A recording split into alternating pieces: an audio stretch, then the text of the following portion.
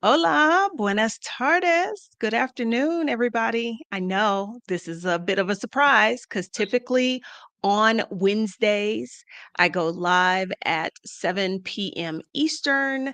And if my math is correct, it is currently 2 p.m. Eastern, which can only mean one thing that I have a guest who is somewhere on the other side of the world.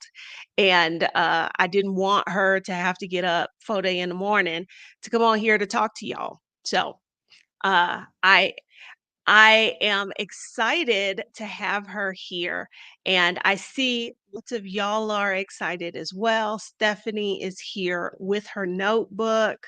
Uh, Tanisha, I'm curious about life in Scotland and the quality we can have there. Kathy, looking forward to hearing about the love and Scotland. Alicia has visited. I think she's visited there, but she says that the folks seem pretty nice, and she definitely wants to hear about dating there.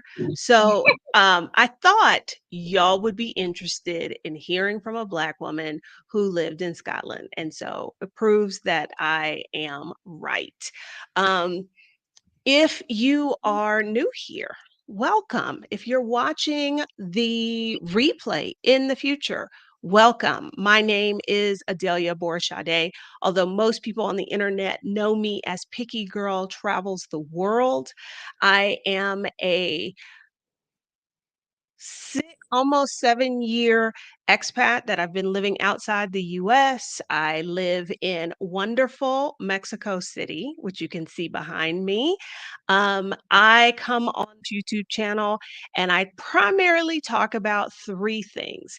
I talk about money, and I talk about how you can master your money and make financially confident decisions so that you can live the life that you want. For me, the life that I want included solo travel and living abroad. And so those are the other two topics that we talk about a lot on this channel.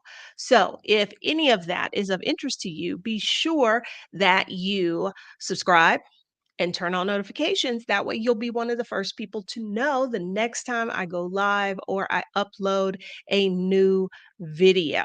Okay, so I can already tell y'all are very interested in Scotland. If you have specific questions, drop those in the chat. I will do my best to keep on top of things and mark them so that we can come back and answer them in a little bit. Okay, so um, I'm going to let my guest introduce themselves. Okay. Hi, I'm Hey, Kaija. I live in Edinburgh. I've been here for about 4 years and some change, going on 5 years.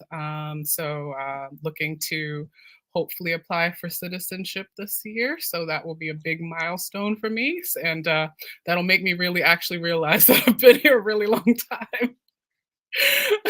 oh wow. Yes. Wow. Okay, so I think everybody here is dying to know, like, how did you end up in Scotland? Because if we're honest, Scotland is not a place known. Mm-mm. I was gonna say it's not a place known for melanin, but I would go a little further and say that most people in the US don't know a whole lot about Scotland. I used to be a geography teacher, and I can tell you that the thousands of kids who passed through my classroom couldn't point to it on a map when they Mhm, arrived. mhm, mhm. Yeah, yeah. So, Yeah. um so, I think a lot of folks are dying to know how did you come to a point where you were moving to Scotland?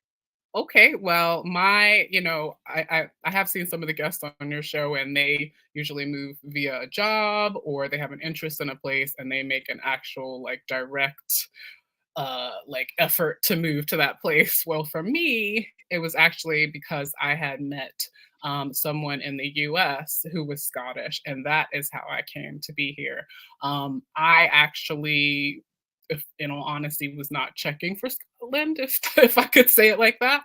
I was like I was very interested in Ireland, and being in the US, obviously Ireland is a well-known place and it's known to be beautiful. And honestly, to me, now that I've been here, it's the same type of people and same type of vibe, but I think Scotland is a bit more low key and less known, and but becoming more known, obviously, with shows and just it's just an overall presence here, with people just going ahead and moving here, um, taking a chance and moving, and realizing that it is a nice place. So yeah, I met my partner in the U.S. He was Scottish, and we dated a little bit in the U.S. And then he came back here because he was actually British military. He was a doctor or a junior doctor at the time, in the military, and he was working at Walter Reed, and I was at the time in DC. And we met and we dated. We did long distance for a little bit, which was tough. But in that period of time, I had started to go to Edinburgh and visit a few places, and he obviously wanted to show me his place where he's from, the place where he's talked about and said, "Oh, I love it here. It's beautiful. They have this. They have the Highlands. They have, Ben Nevis. They have Edinburgh. We can go here." So obviously, when I went, I was like, "Okay, well, let's see, what this place is about. I don't know that much about it, um, so let's just check it out. I just know it's cold," and I was indeed right. Um, so yeah, so then I came and I visited a few times, and there came a point in the relationship where it was like, he had lived there for a bit, and he was like, you know the US had gotten a bit funny. Trump had gotten elected. Things were not nice. And I was like, I always wanted to be an expat, and I feel like, it was just a moment where I was like, I feel like I could use a little bit of change, and I think he sensed that, Mhm. and was like, "Well, why don't we try Scotland?" And I was kind of like living there, you know. Not that I wasn't open, but I was just like, I think like some people, they're thinking, when they move to Europe, or Europe as it is now, they're thinking like Spain, Italy, Greece, warm I was gonna Mediterranean. say every place you've listed has, like, warm Mediterranean Yeah, climate, fun in yeah. the sun, and that Yeah, is yeah, not Scotland. Mediterranean vibes, that's, like, what, really grabs people, and even now, I get people that are like, this is 4 years later, "Oh, you moved here? You moved here?" Like, every "What made you wanna move here? Oh, why?" So, yeah, like, I just it was a little bit of a back and forth because it was scary, even though I really wanted to try the expat experience. I think when you actually go forth and start looking into it and start getting paperwork and stuff together. And visa paperwork is no joke. They make you, this is in the time of actual, like when they decided to vote on Brexit. So they've already said, like, Oh, wow. yeah, they've Oh, already, then okay, well, wait, yeah, that's a whole whole 'nother yeah, level. yeah, That's a yeah, whole 'nother yeah, level. yeah. so, so Oh, at wow. this the time about Brexit. And I think they actually at the time voted on Brexit when we were about to move. And I was like, well, it sounds like most of the UK doesn't really like immigrants. And on a deeper level, doesn't really like brown immigrants. So, they don't mind immigrants from Scandinavia, but, you know, but that's a whole nother thing. But to be honest with you, Scotland was not for Brexit, and they have made it Oh, no. like They very voted clear. against it, and they were like, "Look, we will declare independence if Yeah, we got yeah, to." yeah, yeah, So I can imagine yeah, what it was like to be there in the height of that. yeah, yeah, yeah. So it's like I think it was a bit interesting because you're like, okay, what am I walking into? All these changes, and then actually it happening, and you're like, oh, I thought I was going to get an EU passport and I was going to be able to live my best European life. But no, they For shut that real, down. though. Yeah, they shut it For down. real. Yeah, I'm Like, getting yeah, no. Yeah. My heart hurts for you there Yeah. because with an EU passport, this all sounds like win-win. Yeah, Without yeah. that piece, it's kinda like, No, I no, don't know no. about this. Yeah, yeah. So, yeah, so now it's as most would say, the UK passport is a bit weaker now that it's not part of the EU. You're obviously not having freedom of movement, things like that. And even like Brits are kind of, I think, now thinking, I don't know if this was the right idea. And some have said that if they knew now what they hadn't, like if they knew before what they knew now, then obviously they might have made some different decisions. So, but I have Scotland no was not. sympathy.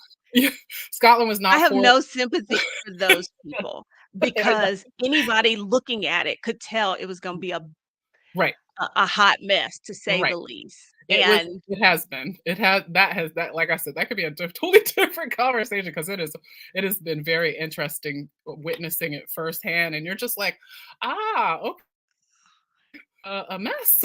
You got kind of a mess y'all got yourself into. um, But yeah, so but Scotland was like on a regular basis, people in Scotland say that they think it was a bad idea and they think it was horrible. So I don't think they were down for it. So I that would makes you kind of feel good. So that there was awareness. I So would imagine that there is probably a great deal of irritation. Like, we voted against this. We knew this was stupid. mhm. But y'all couldn't let your blindness when it came to black and brown folks Yeah. and the wrong kind of white folks. Yeah. But again, that's a whole nother Yeah, conversation. yeah, yeah. I mean, it's to the Now, point where it's divided almost the nation, and they're like, "Well, maybe we should break away." And I think there's some talk of them breaking away and maybe rejoining the EU. I don't know as much politics, as I should about Scotland, but I think there's some people that wish that they could do that. So, because I wanna say, if I remember correctly, they had just had a referendum before all of the Brexit stuff started hmm about them pushing for independence, because they were hmm like, like, "We don't really fool with y'all anyway. yeah, yeah, We're, like, at a point now, we don't wanna hang out with you anymore," and that just, like, barely lost, and then on the yeah, heels of that. yeah, yeah, Okay, yeah. So yeah, so so that's what you brought me over. So by the okay, way, you said that you weren't checking for Scotland. no. And then you mentioned that, you had wanted to live abroad. Now, before meeting this man, this Mhm, person, mhm. had you been moving toward living abroad? Had you been Um, preparing for that at all? Well, I was definitely thinking about places I'd like to go. Like I said, Ireland was on the list. I've lived in France before. I lived in Paris for a little bit. I lived and I have some family in France. And again, Spain was on the list, but they have some strange residency things that they're doing now too, especially anyone from the UK. Um, so yeah, I was looking at different things, but I was ready for that change. But I think it's just scary when you're actually presented with it, because then you're like, now decisions have to be made, and everything. And then when you get here, then you're like, I think people I I think people think that when they come to the UK, it's going to be an easier transition than it may be, but you still have a lot of adjustments you have to make. It's still a different country, and it's still you have to adjust in some way or another. So, Now, this is going to sound like an odd question, but okay. and I mean no offense by it, but I Yes. am curious. Yeah. And I know that's horrible when somebody starts out a question with, "I don't mean to offend you," but Oh. um okay, so I am always watching 90 Day Fiancé, the Mhm, flip side, the other mhm, way, mhm, all of that. I know that when someone is trying to bring a partner to mhm, the US, it mhm. is a pain in the ass. It is a Yeah. lot of work. You've got to jump through lots of hoops. Was it similar to that, going to We Scotland? did both. We did him to the US. So he lived in the Mhm. US, in DC with me for a year, and then, not long after that, obviously there is a shortage of, I don't know if you know, a shortage of people in the NHS and doctors and things like that. So he came back to, and to one of the opportunities was to work in the NHS, and I said, okay, yeah, yeah, okay, sounds like a great opportunity. It sounds like a, like I said, a decision needs to be made. But yeah, when you do the visa over here, I believe it might be even more strict Wow. than the US, as far, because there are, financial requirements, and I believe in the US you can have a co-sponsor with you, so you could Mhm. have like your mother or somebody who can help you meet the financial requirements. Whereas here, the one person has to be making that money, and they have to make sure that the relationship is genuine, and they do have hoops that they want you to run through. I think before you could have been a resident for 3 years and you can get, citizenship. And I think because of all the romance scamming and things like that, they moved it to 5 years. So now you have to have 5 years and and then become a citizen. So Okay. they have changed things a good bit because obviously they were having issues, and they also wanted to just, potentially compete with US immigration, maybe, I don't know. But Oh, wow. That's they're like, "Well, you guys to make it to hard, so." say yeah, to hear you say that it might be worse than the process to come to the United States. Oh my gosh, that that Well, says a whole lot. and the UK government is very slow, with like visa and paperwork and stuff like that. I found it, and I know that some people in the expat groups I'm in, they're just like, "Why is this taking so long?" And it's just, so it's slow. So it's not a fun process at all. So Okay, you have to do a couple of visas before you can actually apply for citizenship. So okay. yes, We but had 90 Day Fiance, a understandable.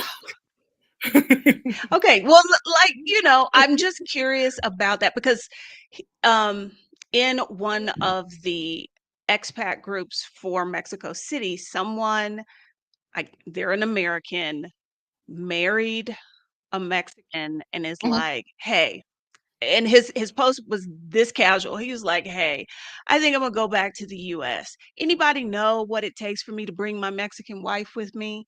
And I just went like, Yeah, boy, like, what do you think this is? Did you do yeah, no, like, you yeah, might wanna hold off on trying to move to the US because people can't get tourist visas. They're booking into 2024 for people who want to just visit the United States. I'm like, yeah, what do you think they're doing for folks who's trying to bring spouses? So that's yeah. why I was just curious what Yeah. that looked like. I think people can be naive to the process, particularly us Americans who think we can go anywhere. I can't tell you how many groups I'm in where people just come in and they're like, I'm thinking about moving to Scotland. Or I'm thinking about moving to England, and I'm just getting ready. I'm looking at jobs, and everyone's like, "Okay, well, do you have like a visa? Do you have like a special skill? Do you have a partner?" And they're like, "No. Do I need that?"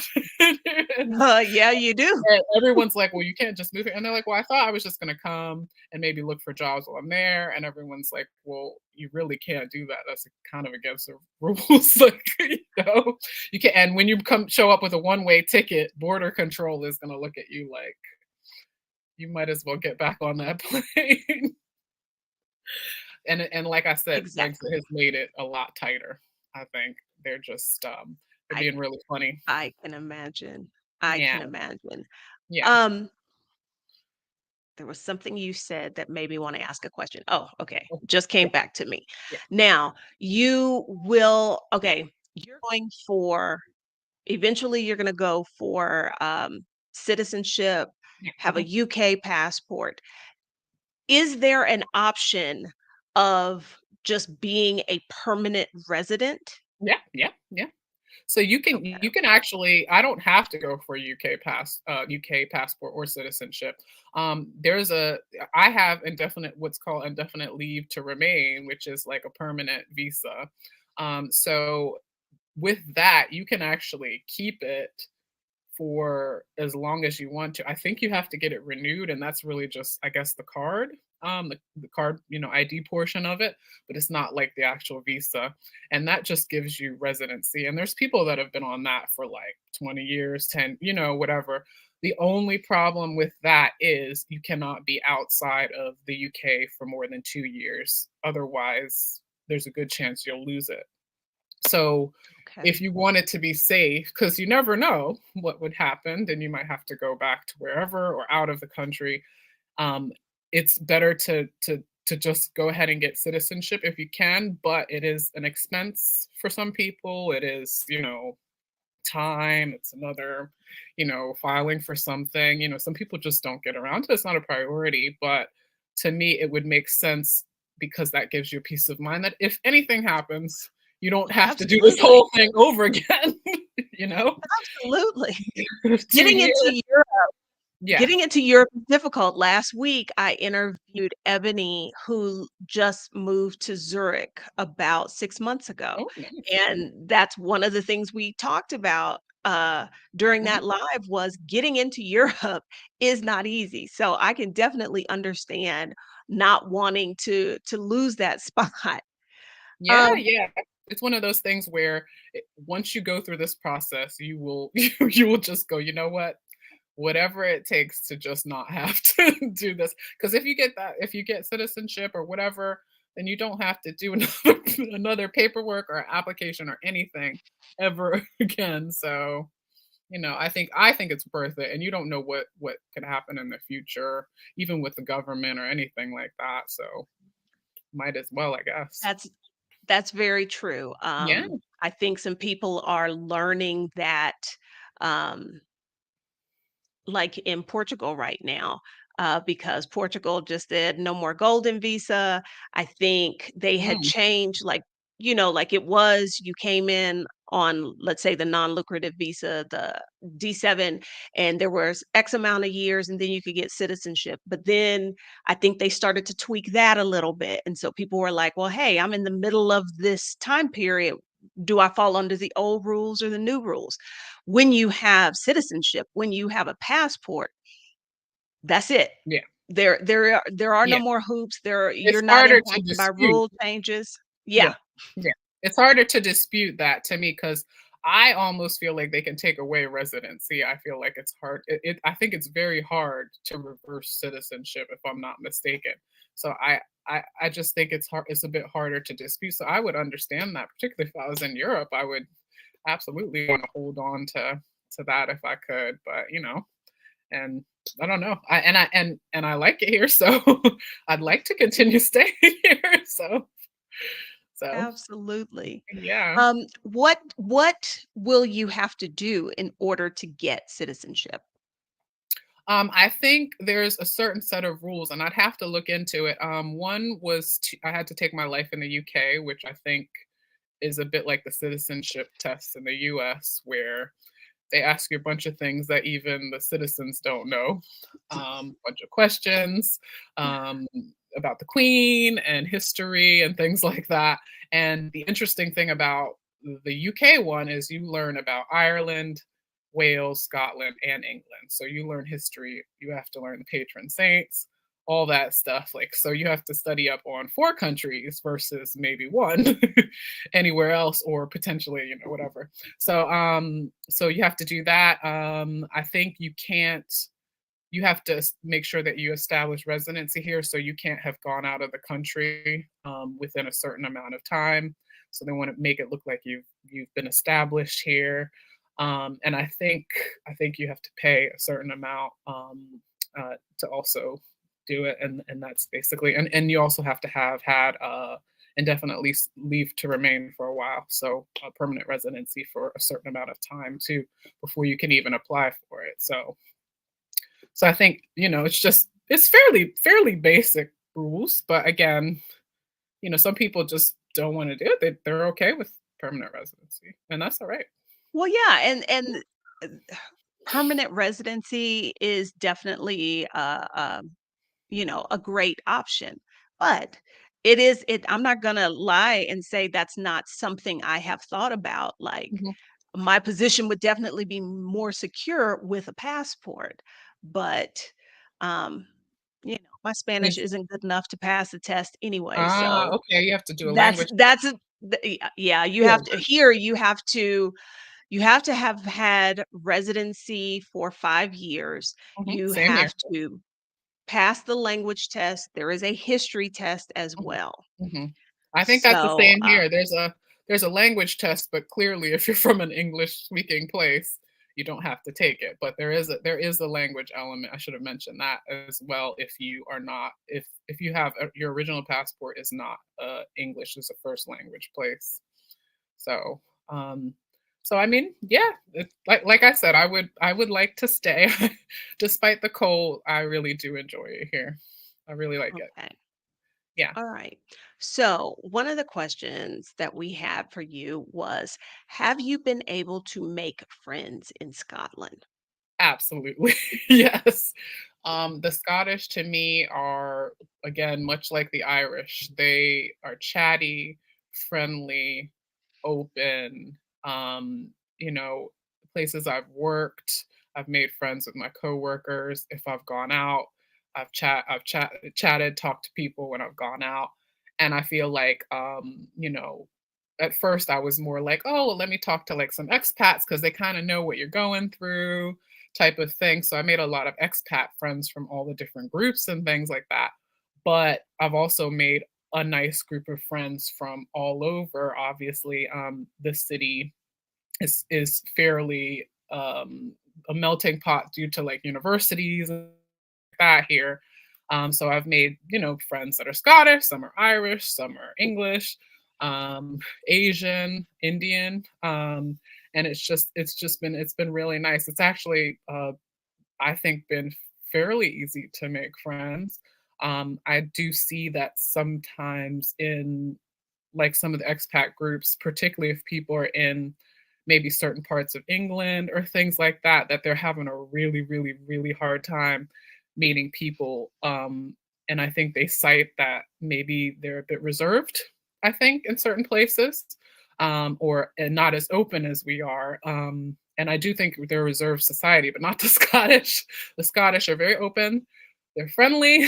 You go to Glasgow, you will get they won't let you be quiet. They'll talk to you. They'll find out who you are, what you're doing, call you a wee sweetie or something like that, and make sure you're feeling comfortable. And if you look like you're sad, they'll try and make you happy. Like if you look like you're lost, they'll talk to you. They'll walk to you to the place. And it's been I'm surprised at how friendly it's been and how easy it's been to like meet people and make friends.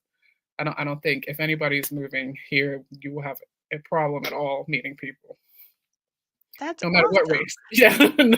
Yeah. Race doesn't matter in that I, either. They don't care.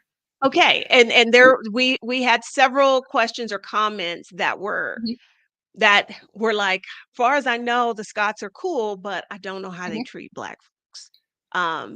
Ye So yeah. let's talk about that a little bit, like what your experience has been living there as a black woman.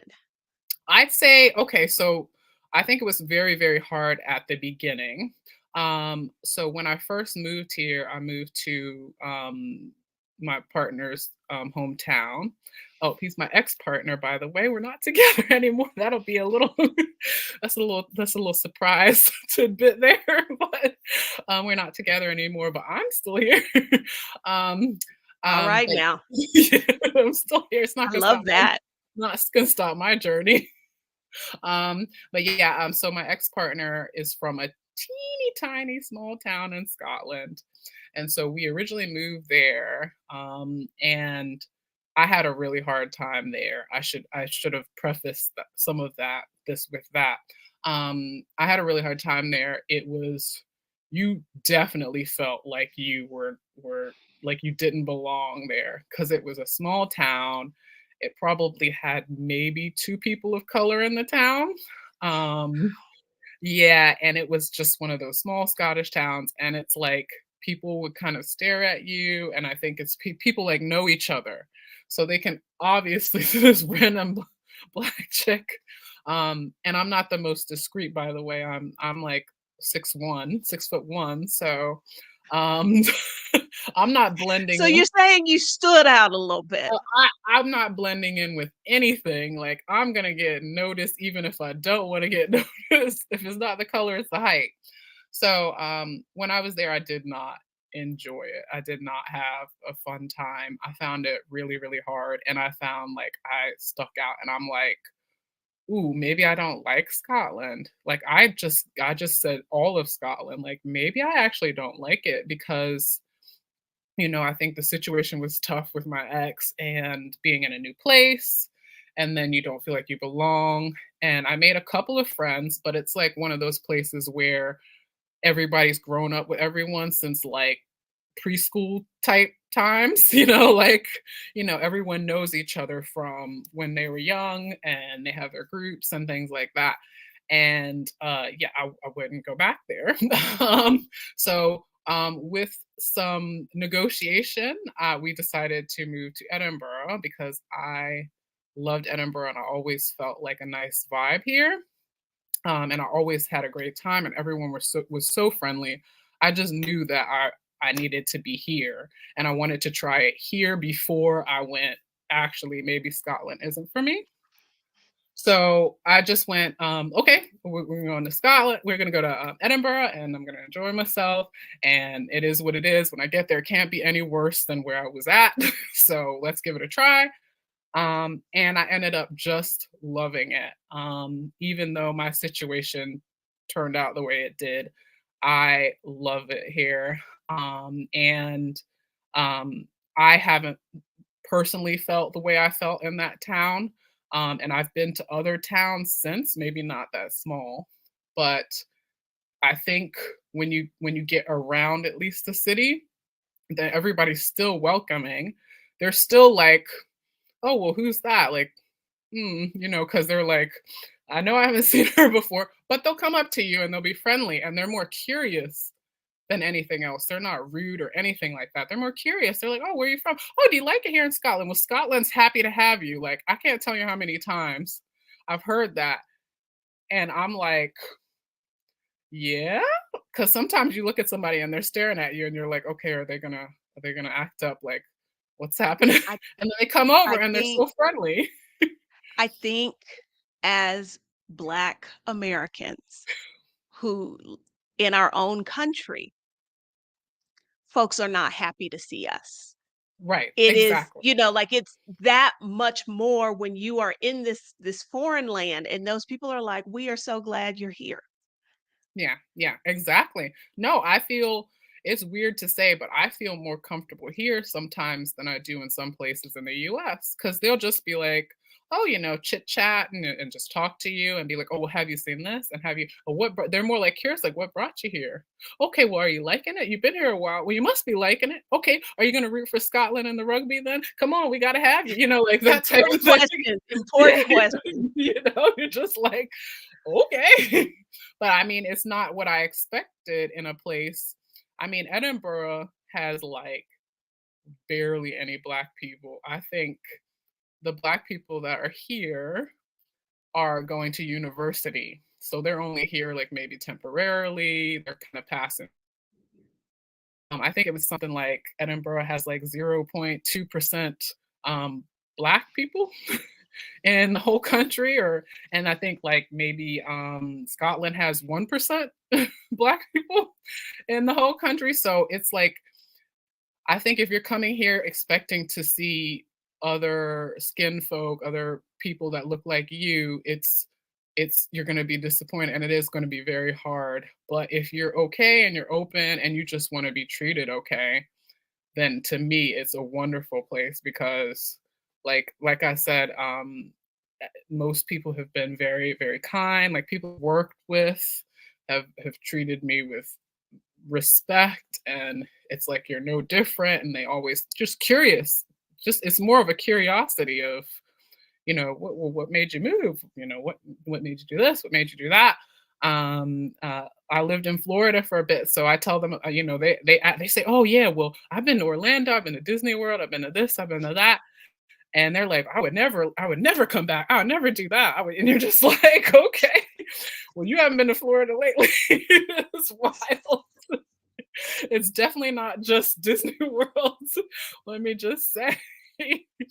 But yeah, so and they tell you about all these places that you have never been, like, oh, I have a cousin in Arizona or Wyoming or a friend that's living in, Nebraska. And you're like, okay, I've never been. So it's been, Well, it's and they have no idea how big the US is. no, That no, like them saying you saying, "Hey, I lived in Florida," and then being like, "My cousin is in Nebraska." That would be the equivalent of you finding out right. they live in Scotland and be like, "Well, I know somebody in Lithuania." Yeah, You exactly. know, Exactly. they have Exactly, but no it's nice. idea. I guess they're trying to feel like they're involved and like they have a little connection and have a conversation with you.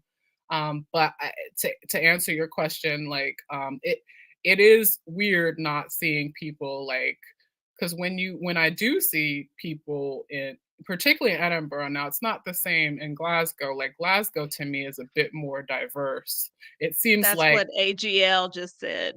yeah, yeah. So it's like the Glasgow is, to me, where the people of color go to go hang out, because it's a bit more chill. It's a bigger city. It's fun. It's vibrant. So I think that's where people go. But Edinburgh, like, yeah, if I see a black person in Edinburgh, I just think they're like lost, or like I just look over like, oh, like What are you like, oh, doing here? this is new, and they look at me like, "Oh, well, you visiting too?" Like, we just kind of look at each other. But yeah, Glasgow would be, I think, the place where, if you want to see more of yourself, that would be a good place to go to. But that doesn't mean that I don't adore Edinburgh too. I like them both, actually. So It yeah. sounds like it sounds like the difficulties you were having may have been more from it being a very small town, not Yeah. them not being an outwardly facing place, because Mhm. you and I'm sorry to put my geography teacher hat on Yeah, right yeah, now, but if you yeah, think about it, yeah. cities are going to attract people who are more open to Right. change and Exactly. differences and that sort of thing. So, Mhm. small town folks are gonna be small town folks, kinda Yeah, but a little you bit of know what's funny everywhere. is I've been to a couple of just like small, they're not small, but smaller town places here and there, and you're usually like, I do have my alert on, like, what's it gonna be like? Because if there's only a few of me in Edinburgh, there's definitely none of me here. So then, yeah, but like I said, it hasn't really been like an issue. I think, again, just the curiosity, just the finding out more about you, and I try to be open as well with them and say, "Oh, it's a nice place. Is there anything I should see?" Things like that. So I think it's been interesting. Like I said, I think maybe the reason I wasn't checking for it is because a lot of people that look like me haven't been here or aren't coming here as much, or you aren't talking about it as much. So, but I do think that people should try it, and I think more and more people are moving here. So I think it's nice. I think for a long time, it was not a destination for immigrants. Like, Mhm, when I was in, the Republic of Ireland a few years ago, like, several tour guides I had talked about how basically Ireland's job was their claim to fame is they sent their people other places. And mhm, so where mm. they are now that they are actually attracting immigrants, it's like They don't our know what to whole do. history, people Yeah, been trying to get out of yeah, here. This exactly. is new. Yeah, yeah, I agree with that, and I think when you said something about immigrants, it reminded me when I was talking to somebody here, and they were like, "Oh, and they said, 'Oh, I'm glad you're liking it here,' and I mentioned something about Scotland being so friendly, and they're like, 'Oh yeah, we're friendly up here,' and they're like, 'I think it's because we know what it's like to be kind of an outsider and not treated well. So we make a point to treat everybody that we come in contact with well, as well as that's just our personality. But, and I just found that interesting. And I think they mean they're talking about the English, I guess. No, because yes, that's exactly who I think they mean. Because I was gonna Yeah, say, we talking about folks being treated like second-class citizens in their own country. They've had some experience with that yeah, as well. yeah, yeah. So that I've seen a makes lot. sense to me. I've seen a lot of the divide and things like that, and they're just like, listen, we know what it's like to be treated horribly. We don't want to do that to somebody else. And I really had to think about it for a second because I was like, okay, all right, Yeah. makes sense. Okay. So not a whole lot of Black folks in Yeah, the whole country, let alone where you live. So yeah. then the obvious question is, okay, how are you managing? What are your options for hair care, makeup, skincare, that kind of stuff? Ooh, so I usually get a lot of stuff when I visit home, to be quite honest with you. I think the UK as a whole is not the greatest, particularly wigs, weaves, anything like that. For some reason, one, they're extortionately priced. Two, I don't feel like the quality is where it's at in the US.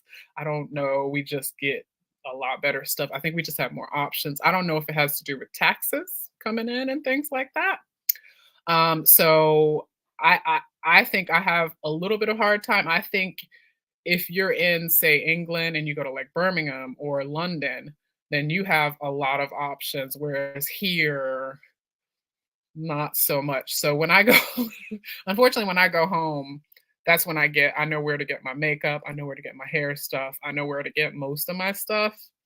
So I'll be honest and say, like, I haven't really found a lot of places here. I'm sure there might be some places in Glasgow, and I know that there's a lot of Black women in some of my groups that are getting things from places in Glasgow and are fine over there. But where I'm at, not really. So many places, unfortunately. I was wondering if being your proximity to Europe, being in a country with a functioning mail system, Mhm, if that might have been an option. Because I used mhm, to live in Honduras and learned the hard way that all countries do not have mail service. right. Hmm. Uh, Hmm. and Hmm. so, and then I was going to say, well, you're right there in Europe, but technically you're not in Europe. Yeah. And so And I and imagine, Brexit and yeah, I was Brexit going to say Brexit has probably made that situation worse. Brexit has say if you were gonna get things from France or things like that, they have made it a lot harder because of obviously the issues between deciding what to do as far as Brexit goes and trading. So, um, I think that has been kind of an issue with everything and not just products. I mean, I think it's like food and supplies and things like that. I think there's a shortage of a few things here and there because they haven't come to agreements with different places, whereas before it was not an issue because it was Europe. You didn't have those issues. So yeah, there we go again on the Brexit thing, getting them Yeah, again. I had Yeah. yeah, So yeah, so I think it's good. I mean, travel wise, I think it's been amazing. Edinburgh Airport, I try to get away probably once a month to travel somewhere else. I'll try a different country. I'm always on trips because it's still cheap. That hasn't been affected. There's still tons of flights. It's still 1 to 2 hours to get to another country. So like that, thank God it hasn't been affected yet. And I have to use my US passport, and they're like, oh no, you're cool. It's fine now. It's cool, but you have that British passport. Maybe we'll give you the side eye. but yeah, the traveling is at least good, but yeah, not so much on the products, unfortunately. okay. There are multiple questions here Okay, about, the food, the the food. weather. Okay. The food, the weather, I would say both are not good. That would be the answer to both of those I will questions. say that the only thing I know about Scottish food is haggis, and I'm sure that is not, like, a predominant thing, but that's the thing No, I've seen in the movies. that's like one of their staples is haggis, and actually Oh, really?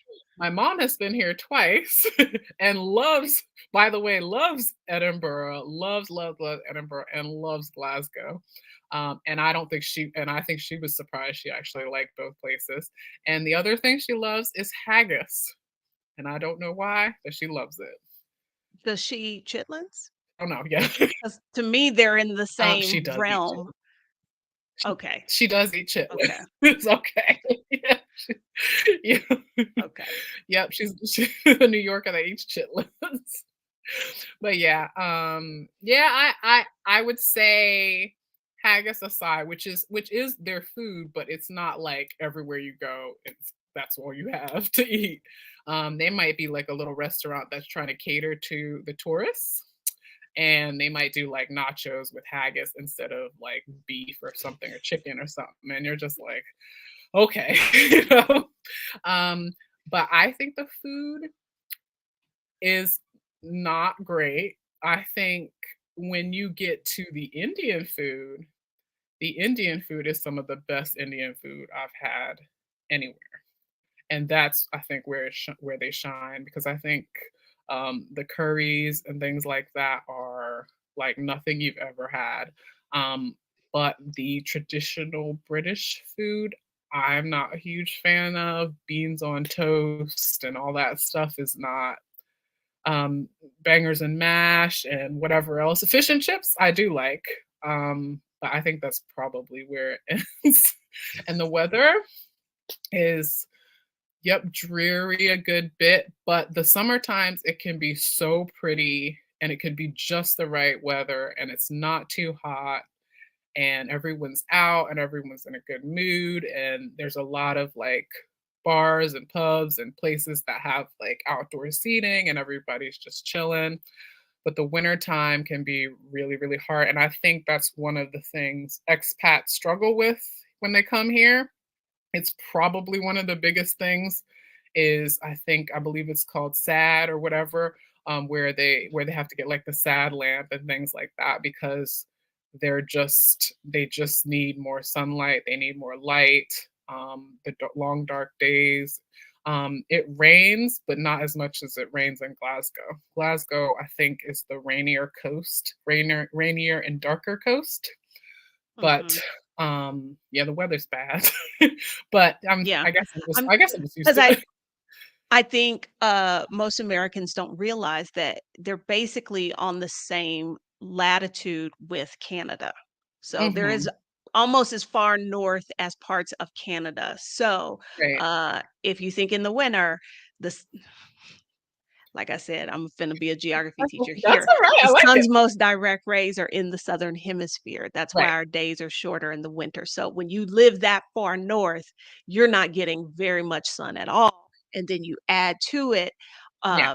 that it's isn't it kind of like rainy, dreary, not just like, oh, we don't have a lot of sun, but on top of that, It's like it's a it's almost like an overcast, like, it's like that. I think London maybe, I could be wrong, maybe a bit more rainy and dreary, and certainly mhm, Glasgow is I'm pretty positive is the more rainy coast, um, and I think here it's just more that it's overcast most days, like, you'll see a little sun, but you will not get, like, full sunlight here until the summertime, and maybe even not then, but, like, it's beautiful in the summertime though, but wintertime is really hard, and I think it's one of the biggest things that's a struggle, and was a struggle for me because when my visa came through, it was October, so I had to come over in October. I had no choice, and I just was when like, it's getting started to get dark and "Yeah, not so oh great. god." I really hated it. I struggled. That was a struggle. It's a lot Okay. of questions. Christine says that the seafood and the meat, especially up in the Highlands, she thought it was amazing. Yeah, oh yeah, Um, oh yeah. The and seafood. she likes haggis with neeps and tatties. I Yeah, don't yeah. get it. I Eyeballs. know the tatties is potatoes. I forget what the neeps are. But it's like the whole meal that they have normally. But I agree with her. The seafood actually is very good. If you want to, like, that's I think why I really like the fish and chips and things like that. But like, yeah, their haddock and their trout and their salmon. Obviously, you've heard of Scottish salmon. I Is have on. not, You haven't. but I It's mean, I guess Scottish. North Atlantic salmon, so that makes sense, but I've never heard anybody talk about Scottish salmon. Oh my, Huh. yeah, there's the salmon is really well known and it's really, really good. And salmon's like one of my favorite things. So I do eat a good bit of that. So seafood is I am a seafood person, so I do have to agree with her on the seafood is it is on point, but everything else is a struggle Everything though. else. Yeah. Everything else I'm just like, what is this? Yeah, they like to have their Yorkshire puddings and their gravies and their Sunday roast. I do like lamb. They do a lot of lamb here, and I was that gonna can say be that's really nice. good. Yeah, the lamb is good. I say the lamb and the seafood are actually pretty good. And if you can get a nice curry, it's nice. But I miss things like soul food, Mexican food, barbecue. You cannot cannot stress this enough how you cannot get Mexican food. I'm so jealous you're in Mexico. I can, I would kill I for some it good Mexican food. I'm trying to think what country I was in. And in this I had been traveling for years, but then it finally hit me. Like we often joke like there's no such thing as American food, but Mhm. I think what's American is the fact that you can get anything. Like I'm from Yeah, that's Houston, true. the most diverse city in the United States. So there is literally no cuisine you can want and not be able to readily get. And I forget what country I was in, but I was like, y'all don't have nothing to eat. Like this is it. And and that's when it hit me. I was like, oh, okay. Yeah. So that's the difference being from the US versus being from some of these other places. Yeah, you don't understand. Like, I don't know how many ways I've seen Mexican food messed up here. It's almost like a Oh, running I joke can too. imagine. In all these groups and stuff, we're just like, can we just get a decent like taco or an enchilada or something like a burrito, just a regular burrito, no extras, no trying to make it fancy, just a regular one that's normal with a corn tortilla and Do everything. you have any plans to be in Copenhagen? Don't know why. Is there a Mexican There restaurant I is should be going? yes, Yes. and the woman who runs it, she has 2 of them. It's oh, what is the name? Somebody's son, somebody's daughter. I'll have to find it for you. Okay. But she imports her corn from Oaxaca, Mexico. Oh my She goodness. came she was she's Mexican or I believe maybe Mexican American, obviously, but she, like, She's came smart, to smart. Mexico and that sort of thing. So, Yeah. I did not get a chance to try it when I was there last year, but, uh, several people were like, "Yeah, it's pricey, but that's pretty much the best Mexican food you're gonna find." Yeah, yeah. So I think there is a place outside of Glasgow, where it's a woman from New Mexico, and she started like a little something, and she has good food. It's a hike, but she has good food. But if somebody was able to like even just get a couple of restaurants here, they would make a killing. And I don't know why it hasn't happened. Like I said, we're in groups talking about making food, and can anyone point me to like some place that's like even just this much Mexican or something like that? Yep, that's the one I'm talking about, the one that has a Mexican food truck. Somebody was telling me, I think it's called Taste of Mexico, if I'm not mistaken. And yeah, she's an American, and I know about her from like the groups and things like that. And we're all like trying to support her and be like, well, this is the only place where we can get something.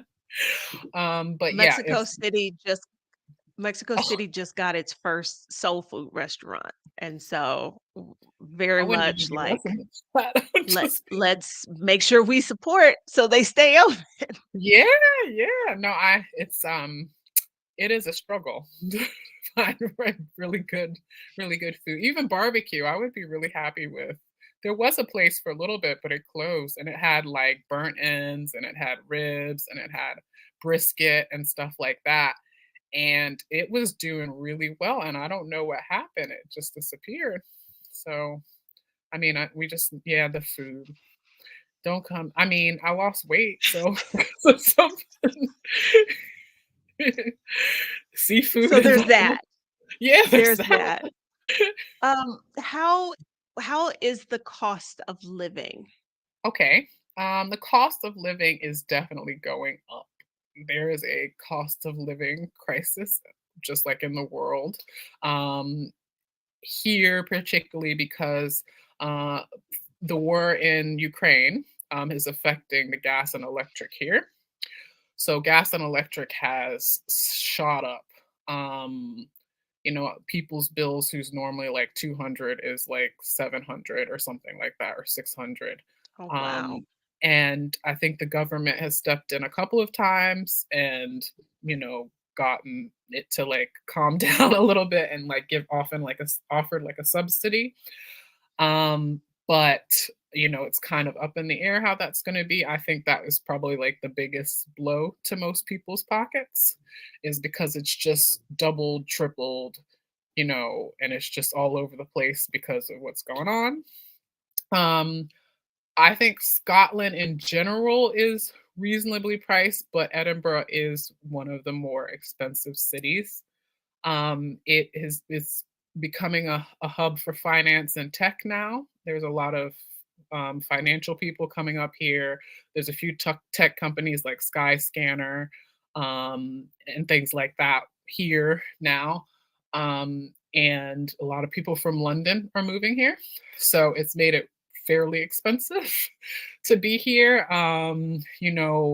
If you want like a really really nice flat, you're looking at like 1,000, 1,200, or something like that. And compared to pay, what you make here, which is significantly less than the US, as you know, probably moving to different places, that it can be a big difference.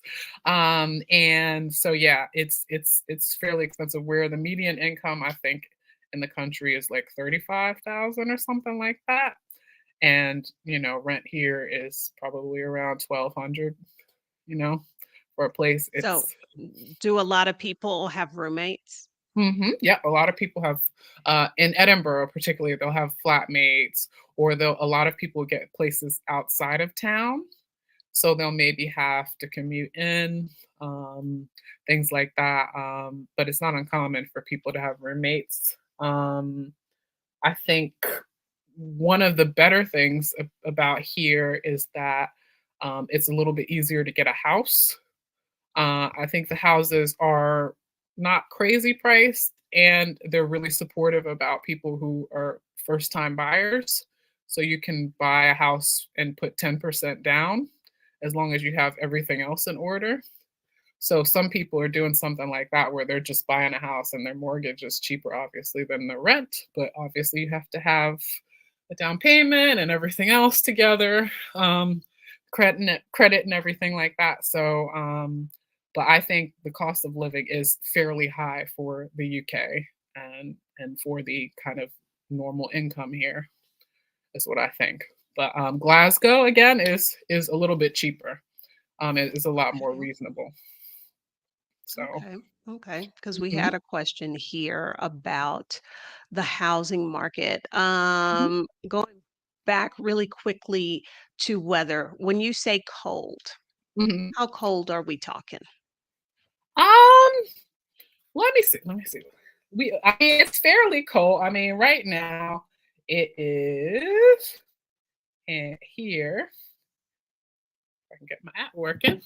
I mean, to me, right now it's not too bad. It's 40 degrees right now, and it's nice. Fahrenheit, obviously, Fahrenheit, yes. not Celsius, because No, that's like the only temperature I know in yeah, Celsius no, is Fahrenheit. I only speak in Fahrenheit, no matter how long I'm here. When they tell me 13, I'm like, I don't know what that means. What does that mean? So Okay. yeah, it's like 40 here right now. and it's nighttime and it's winter. So it is wrap yourself up, but it is very windy. I think that's the thing. So I think it feels colder because it's so much windier. It's dark. There's not as much sun. So it does feel colder than it probably actually is Fahrenheit wise. So, Okay.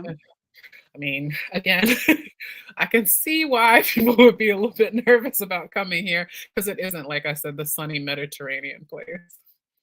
Yeah. No, it's especially if that's when you envision a life in Europe and that's what you're thinking. I can imagine how this is like, huh, Yeah, yeah, okay. yeah. Okay. Okay. Yeah, yeah. But yeah, Okay. So, we had a question yeah, about interracial yeah. dating in Mhm, Scotland. mhm. Yeah, I think it's fine. I mean, I find it better than in the US because, again, I think people here are very open. My partner that I have right now is a white man, is a white man. I mean, you're in So Scotland, so yeah, yeah, odds are pretty yeah, good. yeah. Although I have a friend that somehow managed to meet a Venezuelan, so I don't know. Oh, wow. Yeah, yeah. You get these random things sometimes. So, but yes, so yep. So if you are afraid of interracial dating, this might not be the place for you because it'll be a small majority that your dating pool is gonna go like this, maybe like two people. So I mean, I'm a fairly open person. I don't care. I'm all about the vibe and the personality and everything else. And I feel like that's how they are too. They're more like, I did do the question which my boyfriend now really hates is, have you dated a woman of color before? And he hates that because he's like, what does it matter? And I'm like, well, I just want to like, I'm just trying to ask, do I have to explain my hair? Like, what do I need to explain to you? Like, do I have to understand? Do I have to get you to stop touching? Do I have to do this? Do I have to explain Biggie to you? Like, what do I need to do? So I think for the most part, people here are very open to it. They are very much like, I just see a beautiful woman or a nice person or a this or a that when I go out and when I'm dating. I just want to just meet people. And anytime I've gone out or when I was dating, guys were just like, "Oh, you're American." Like it's more interesting to them that I was American than the fact that I was black or anything like that. Um, and they just don't seem to care. I feel like they're more open than in the US because in the US I felt like sometimes you would get those moments where people are like, "Oh, well, I usually date blonde," or something like that. Or yeah, my usual type's blue eyes or something like that. And you're like, well, why are you here, sir? Like, and it's clearly like something that they like to stick to, but maybe they're like dabbling or, something like that. But I think as far as here, it's like, doesn't matter.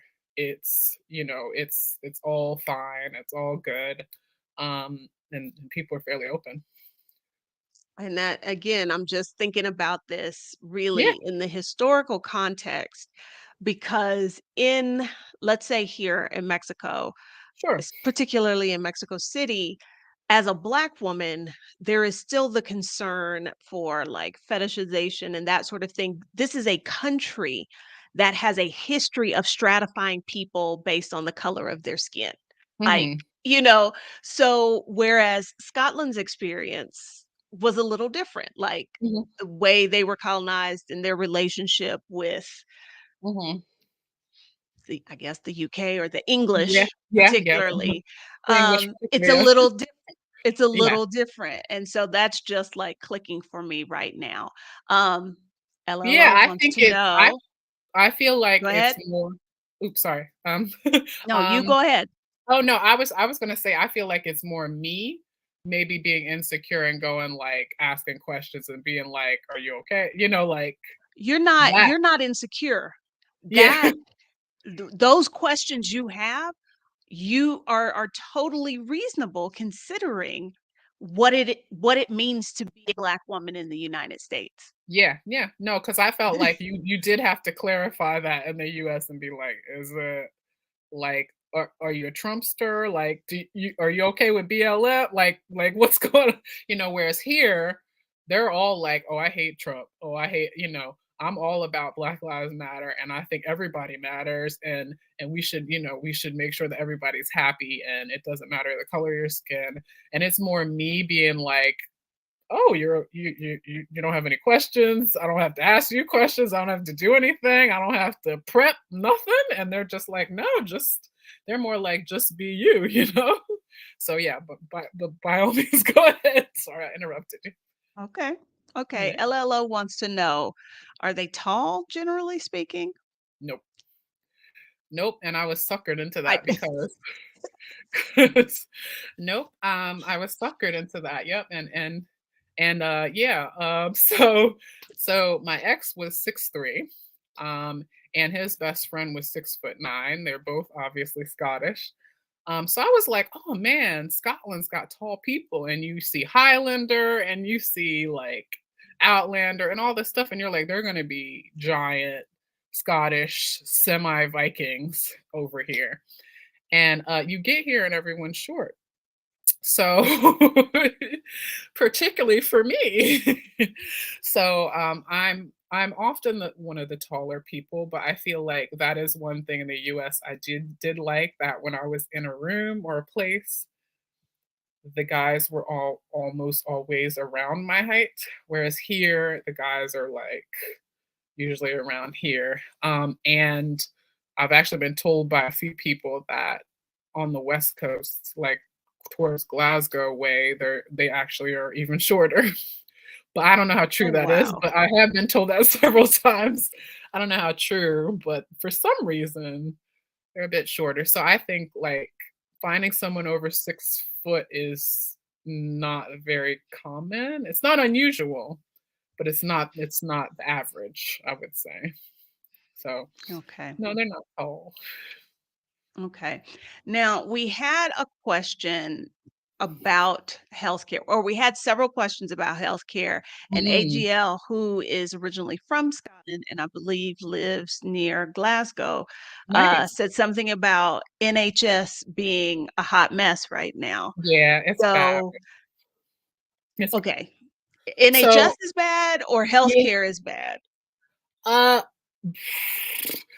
having healthcare and having access to healthcare is a wonderful thing, and it's a nice thing. The fact that someone doesn't go into debt because of something that happened. I personally had to have emergency surgery. I had a ovarian cyst, and was treated fantastically. Nobody asked me for my insurance card. Nobody stamped my credit card or swiped a credit card at the door. Nothing. Oh, wow. Um, I just went in, got seen, they assessed the situation and did surgery, and then that was that, and then I had follow-ups. Um, Prescriptions are free here. They're only free in Scotland, not in England. And I think that's also very nice. Um, but I think the system, it's hard. The system is under pressure. It is so, I guess, socialized healthcare where it's like, I don't want to say it's free because our taxes pay for it, but it's accessible. It's not paid for like the extent that the US would be. So a lot of the staff is under pressure. A lot of the nurses are very much underpaid. They're understaffed. Doctors are understaffed. My ex would tell me all these stories about maybe not having supplies for different things, maybe not having to use gloves for certain things because they didn't want to have to use too many gloves because it's expensive, um, things like that. So it's I think it's good that it's accessible, and it's a tough one because I'm coming from a place where one could go into debt and one And might financial ruin. and financial Absolutely. ruin. There's people, selling off their car to pay for X, Y, and Z. or not even maybe getting access to it, period, because they don't have insurance. Not getting people rationing diabetic medication and things like that. So I think there needs to be a media, like somewhere in between um, both systems. I think the last few stories I've heard of friends going to, like, say, the emergency room or things like that have been pretty bad. A lot of them have said that they've been left out on, like, the gurney, in the emergency room for, like, 8 hours or something like that, Mhm. and I don't know if it's just due to staff shortages. I know in England, they are doing strikes. There's a lot of strikes at the moment. I'm Um I'm I'm wondering, and you may not know this, why this system is having these, like, are these newish problems, or historically has it always been like this? Because I I'm thinking feel about it. Go ahead. I feel like it's gotten worse. It's gotten worse since I've been here, and I don't know if it's like in the last 10 years, it's just getting worse and worse. I just feel like since I've been here, I feel like it was better. I think I'm gonna say I think COVID was one of the catalysts for it. Okay, that And makes sense. I think COVID in a system that's already maybe under some pressure and struggling, I think COVID maybe just I mean, a lot of Point. people yeah, a lot of people retired, a lot of people, had a really hard time, they were overstretched, and their resources just shot everything just shot through the roof because of COVID, um, and I just think maybe this is the back end of that, like, the result of all of that. So I think it was struggling and under pressure to begin with, and I could be wrong, but that's my guess because it is Okay. really like I said, people are nurses are striking for more pay, um, and I think I don't know if it's just the people who are organizing how the system runs are not doing what maybe they're supposed to be doing, and that's Okay, just my and so AGL says it's worse since COVID. They're really pushing for private healthcare throughout the UK, yeah. which, Mhm. being from the US, we know is absolutely a horrible idea. Yeah, But I am also left with the question of she's what right. is it that the UK is doing, I don't want to say doing wrong, but when I think about other socialized medicine schemes in Europe, I don't hear these problems. So I'm wondering what's going on in the UK? I I Do you know? honestly I honestly don't know. I think, and I'm gonna do another reach and say part of it is Brexit. I came Oh, from yeah. Yeah, I came from so my last career and job was in veterinary medicine here. And we kind of had the issue that I think is maybe going on is that a lot of our vets and our nurses have gone back to their home countries or didn't like what was happening with Brexit or the new I mean, I think there was something like I can't remember what the amount was, but it was a significant amount of applications had gone down to like enter the country to become a vet or a nurse from the EU because people just they aren't It's too interested. much of a hassle. Yeah, and It's not worth it.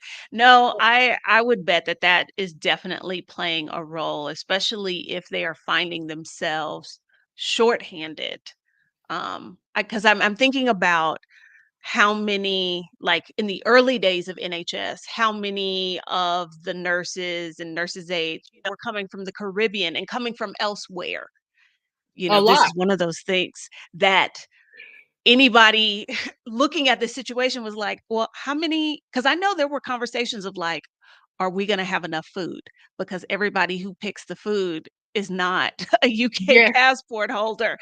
We're exactly. gonna make it difficult for them to come here. So, no, I bet that Yeah, probably does yeah, figure no, in as well. when I was in vet med, yeah, I would venture to say like a good maybe 60 or 70% of our staff were from somewhere else. like maybe if not the EU, South Africa, Australia, New Zealand. And if they think it's not right, or maybe they're not accepting of immigrants, or what if they decide they want to change up something in the rules or something, which isn't going to be the case for, them, but it's something where you would go, actually no. And a lot of people just went, you know what, I don't want to be here, I'm just going to go home to Italy. Like, they have a nice place, I'm going to go home to Greece, I'm going to go to Netherlands, everything's good there, like why would they? So I think that is probably a big part of it. It definitely the staffing end of it.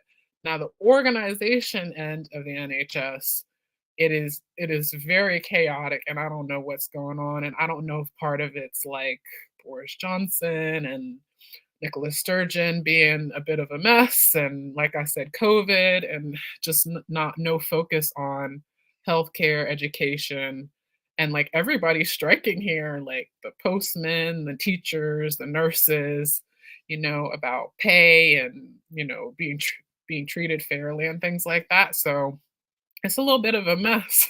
so Okay. so Okay.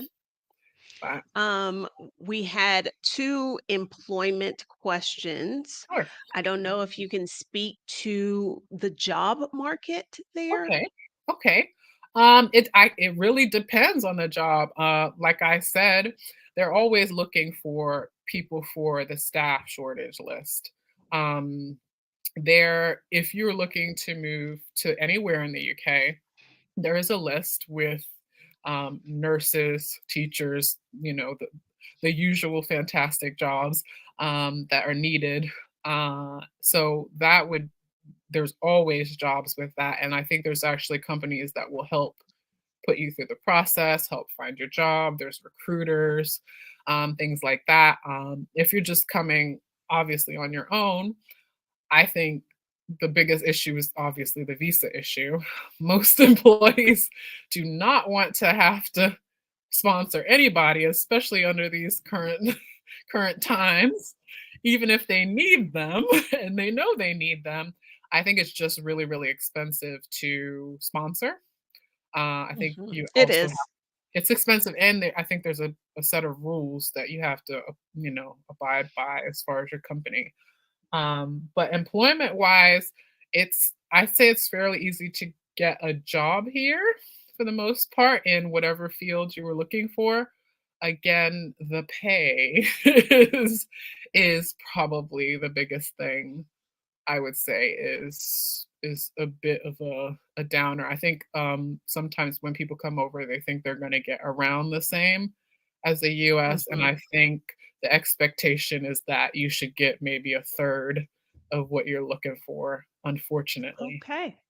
Maybe Okay. or half, something like that. Yeah, I've the job market, it's as we talked to Ebony last week, and they sponsored her in Switzerland, and I was Yeah, trying communicate to the audience like that is a big deal that's because big. That's the big. it's already hard to get sponsored in Europe, and Yeah. Yeah. The Swiss don't be trying to invite anybody. No, no, that's good. No, like, Yeah, like that that says a lot about how awesome she must be at her job. that's what I mean. Like they that's almost like one of the first questions. Even when I'm looking for a job and they find out I'm American, I have to stress that I don't need like visa help. I know at any point I've had some write back after I've applied and go, will you now or in the future need sponsorship? Just to clarify. And you're like, no, no, it's fine. And then they're like, cool. So I think finding a sponsored job is hard, but if you are here and have a visa, I think it's fairly easy. I'm in the tech world now and software development, and they are always looking for people, and it's a well-paid field, and you can do a lot with it. So there's a good chance that there might be, if there's great software developers and things like that out there, I think they'd be happy to sponsor people. And that's just like one of those things where it just depends on what field you're looking for, what skills you have. I often see in the groups where people are like, I'm a bartender and I want to come over. And you're like, I Ooh. mean, hospitality is struggling, but I don't know that they'll sponsor you for that, you know? It's hard. So it's one of No, they're those better things. off going someplace like Australia or New Zealand, Yeah, yeah. um, Yeah. if they're under 35. Now, if Yeah. you're a 45-year-old bartender, you may be SOL. Yeah, Um, no, no. I think the biggest thing in the job search will be the visa. I think after that it's a bit smoother sailing, but the visa is oh, somebody said something. It's the Paying with oh, BMW housing budget, but a $100,000 pay cut. Wow. yeah, Wow.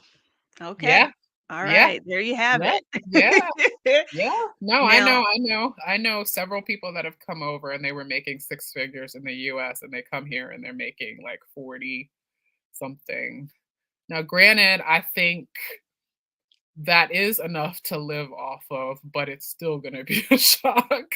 it's not gonna you're gonna have to you're not gonna be balling No, out at no, the at the restaurant, at the club every night, no, no. but you can survive.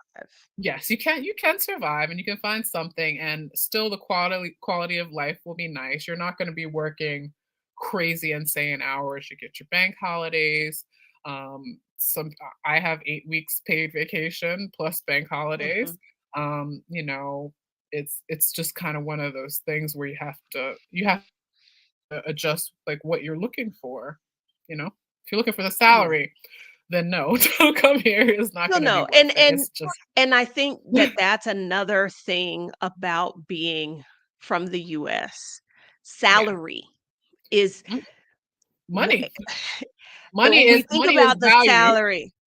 We think about the salary and we don't think about the fact that quality of life may be better or yeah, you make less, but you have health insurance. I mean, health care. Like he in the US, I feel like money is the top thing, but Mm, there are a lot of other important things that we don't really think about because for us, it's all about the money.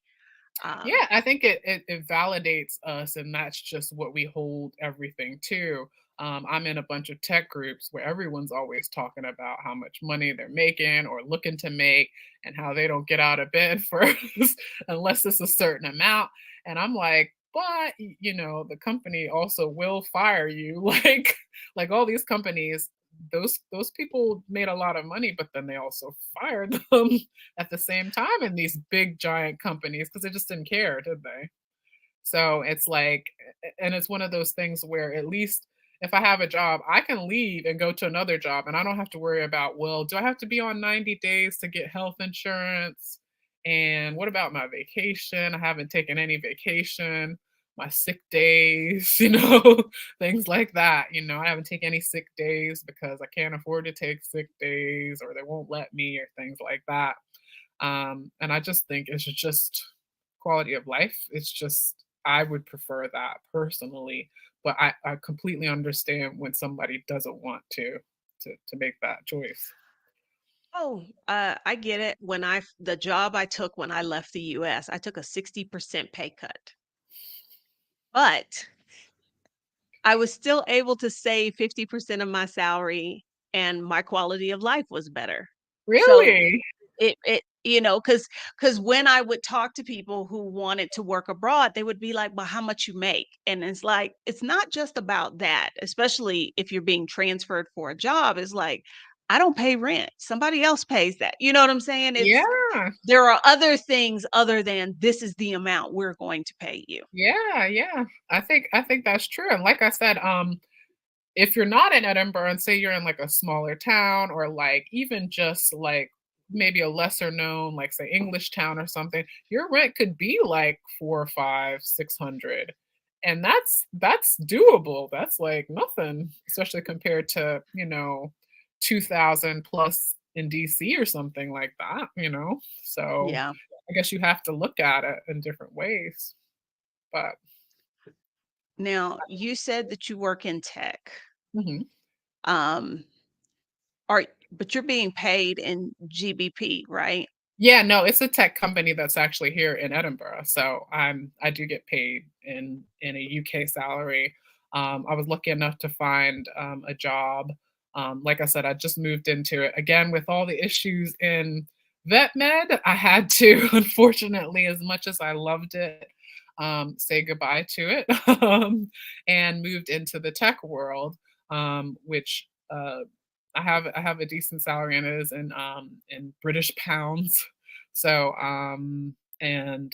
yeah, so I do think that there are a couple of people that particularly if they're in software development or anything like that do tend to try and work for a US company because the pay is so much higher and they can be remote. Mhm. So that's kind of how they work it if they're American, especially. So And that's another question we had in here. Is remote work thing there? Like, do yeah, you work remote? Because you work in tech. yeah. But I go into the office, which I actually like. And my company is very small and they love to do like chats and huddles and throwback ideas. It's not a startup, but it's startup style. There is hybrid if you want. But my particular company doesn't do remote, but other people's companies Okay. potentially do. And it's not as big as the US, I think. I think the US is more okay with the remote thing. And I think maybe it's a Well, I don't distance. know. I don't know because I am hearing people say, yeah, my company's starting to push returning to the office. Yeah, I've I seen think that. American workers want to stay remote, Yeah. but will their employers continue? I don't know. That to me is going to be the big tug of war we see play out over the next couple of years. Yeah, Um, see, I've seen that, and I've seen them, and I think it's part of it that they're not trusting their employees, and they think they're not oh, doing as that's much as absolutely that's they absolutely what it is. but, I mean, I I feel like it is still a lot more of a thing in the US. I think potentially also because the commute to work is so much bigger in the US. So maybe that's one of those things where they're like, okay, well, this is how I compete with other companies to offer you a job. I can say you can be remote. That way you don't have this hour commute. Whereas an hour commute here is not happening. Like people are like, if you tell them you have more than a 30-minute commute, then they're like, oh, that's a lot. You must really like that job, like, and I'm like, in America, I would have like And been so just happy to have just 30 minutes. just today before we got on this call, I was texting with a friend and we were talking about somebody and she was like, I don't think they're going to work out because their commute is an hour and a half. And I said, well, here an hour and a half really isn't that bad because there are plenty of people who have a 3-hour commute each way in Oh, this city because especially if you need lower rent, you gotta go further out, and yeah, then yeah, transportation to get you into the city, it's a whole thing. So, yeah, yeah, I yeah, can yeah. a 30-minute commute, oh my Yeah. gosh, that's Yeah, oh nothing. no, like 30 minutes or an hour would be and in all fairness though, you could drive an hour and a half and be down in England. So, True, I mean, in true. fairness, it's and I think you can maybe go cross country in 8 hours or something like that. So, I guess the distances are different. So Well, half an it's hour is a real thing. com a commute time, a lot of that is traffic, not just distance. Right. But So, yeah, here, they don't have as much of a highway thing, which or the motorway they call it. So it's like you could be the place could be up here and you're here and you have to go all the way around here and these roads to get up to here and that's most of your time. okay. They may not have a road that goes straight up like that. So it's not as much because they were made back in the day, obviously. And they don't have as much of the whole thing. Like you might have to go some back roads through a village and this and that before you get to where you need to go. So I guess that's part of it because you'll go. This is only like a few miles away, but why is it saying 25 minutes or something like that? So I think back to what I was saying. I think the remote thing is more appealing if you're able to go. Oh, actually, that cuts out my commute to work in the U.S. And I don't think it's as much of a thing here, personally. Okay. Okay. Yeah. We had two more questions. Yeah. And they both kind of deal with like what is there to do there? Somebody wanted to know like what's your typical day Okay. like? And then we had Okay. another question about like must see or must do activities, Yeah. Yeah. that sort I of guess thing. Well, I guess so. I'll say, I guess, like a typical day or like what I do normally. I guess the first part I would say is like a week and then a weekend.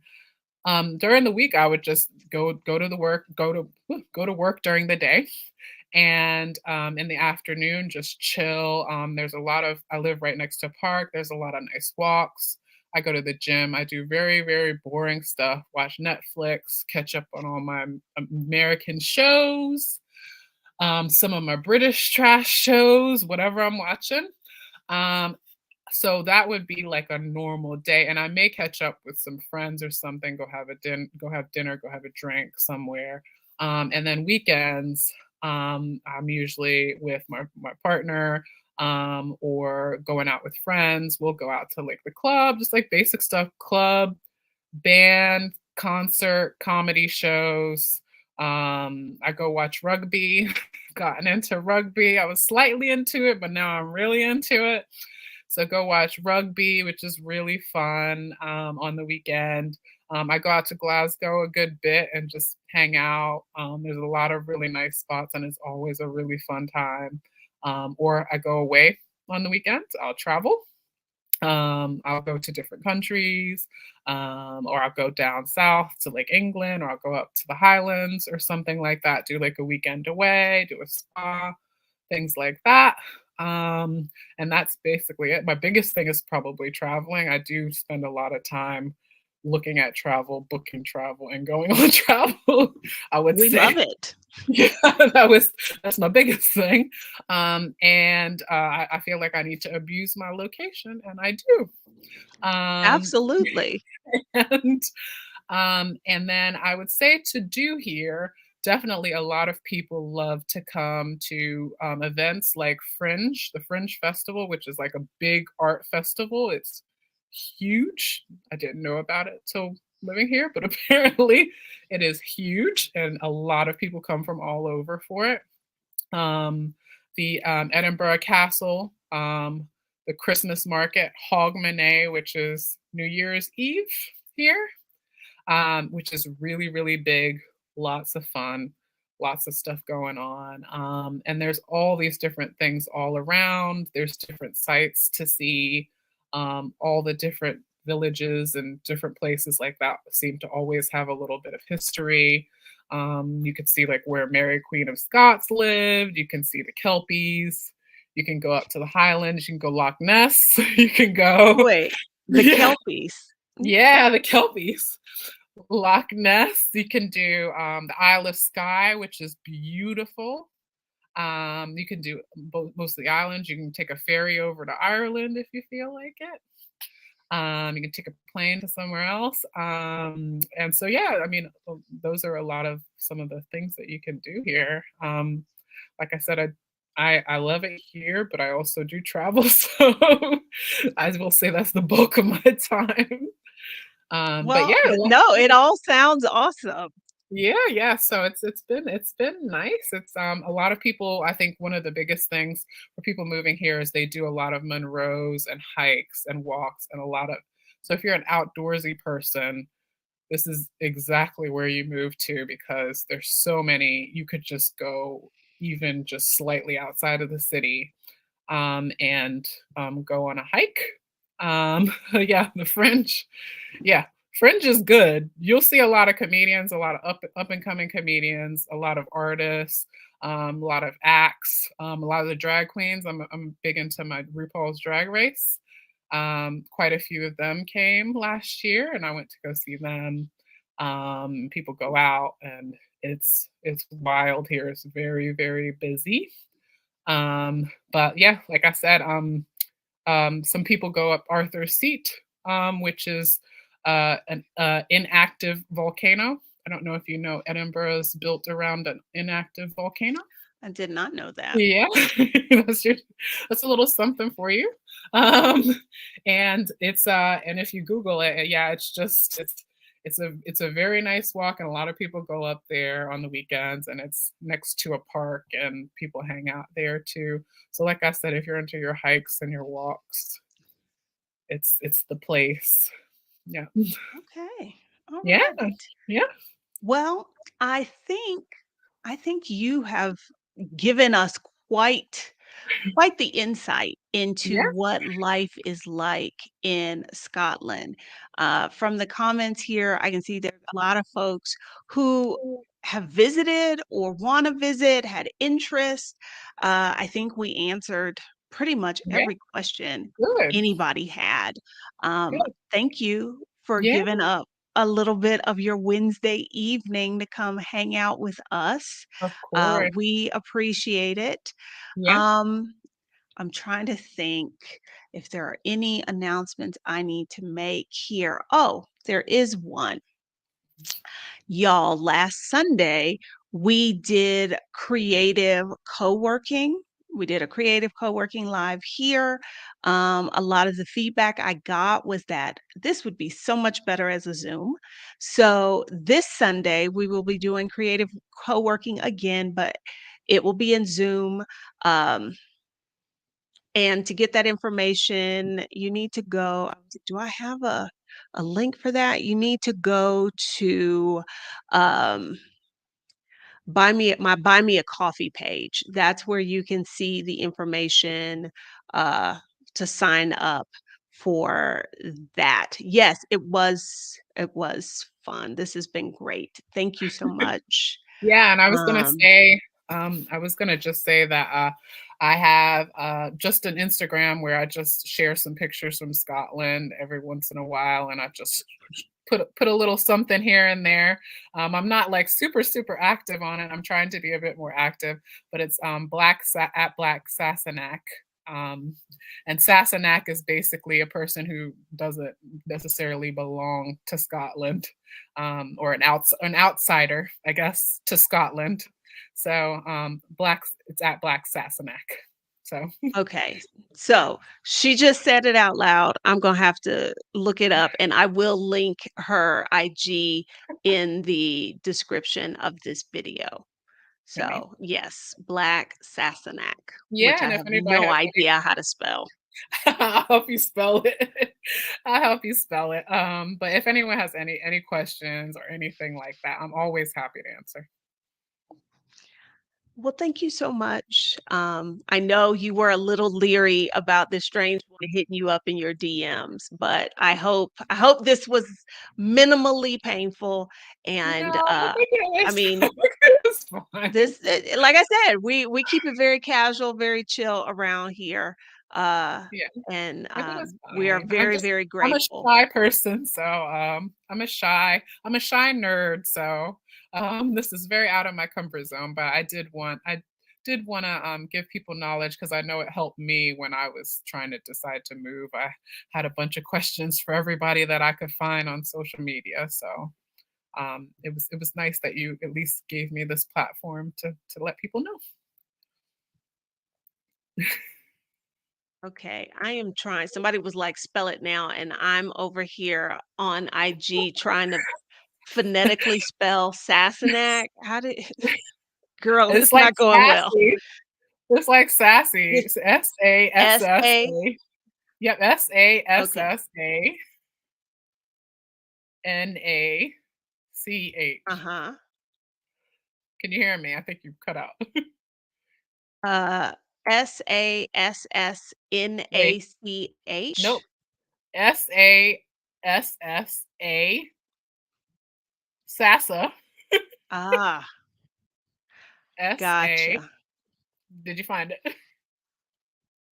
Well, I found 24 posts that were tagged that. You just give me the link, and I'll put the link Okay, in the description okay. because Okay. I try not to do math on the fly, and I should not do spelling on the fly It's either. alright. Let's I just will, say that. it's black, Uh-huh. SASSANACH for anybody looking, Okay. and I'm sure you'll link it. Okay. Yes, I will link it. I will link it. Okay. Um, all right. So yes, Auntie Trey, before I turn y'all loose, yes, you got to join the membership because it's the only way that I could figure out to disseminate the Zoom link so we don't get weirdos up in there. But it's like $1. So, you know, sorry about that, but it's $1. But yes, that's how we're gonna do creative co-working. All right. So, thank you again. This has been fabulous. So glad we were able to make this work. Yeah. Thank everybody for taking a little bit out of their workday to come hang out with us. And we'll